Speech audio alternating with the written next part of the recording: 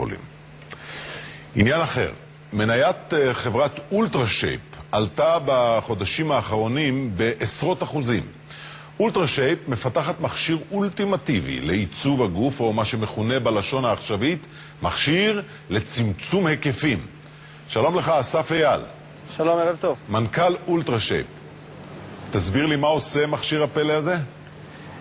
אנחנו מפתחים, מייצרים ומשווקים מערכת אולטרסאונד ממוקד, שמפרק בצורה מכנית את התאים השומניים מתחת לעור, ובסדרה של עד כדי 3 טיפולים, שכל אחד לוקח בין 45 דקות לשעה, המטופלים שלנו רואים ירידה בהיקף באזור הבטן בין 3.5 ל-4 סנטימטר בממוצע.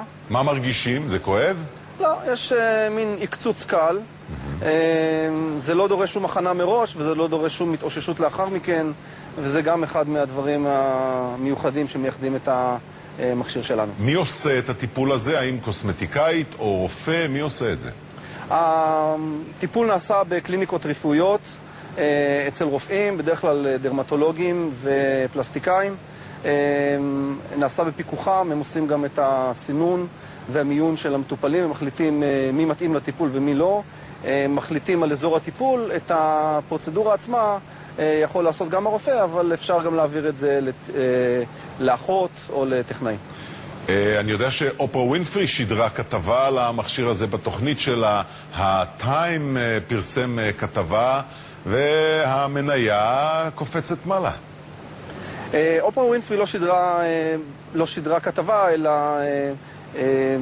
עשתה כתבה שבה היא דיברה על המכשיר שלנו במגזין שלה. הטיים אכן היה אצלנו לפני מספר שבועות בעקבות החשיפה שקיבלנו בארצות הברית, וכתב כתבה מאוד פוזיטיבית, לא רק על החברה, אלא על ישראל בכלל. כן. ושמחנו בהזדמנות הזו לתרום קצת גם לתמונה הפוזיטיבית שלנו בעולם, בייחוד בהינתן כל הרעש שאנחנו מקבלים. לא הזכרנו שאתם ממוקמים ביוקנעם. אתה אומר שמרגישים במהלך התהליך הזה עקצוץ. כמה זה כואב בכיס, טיפול כזה?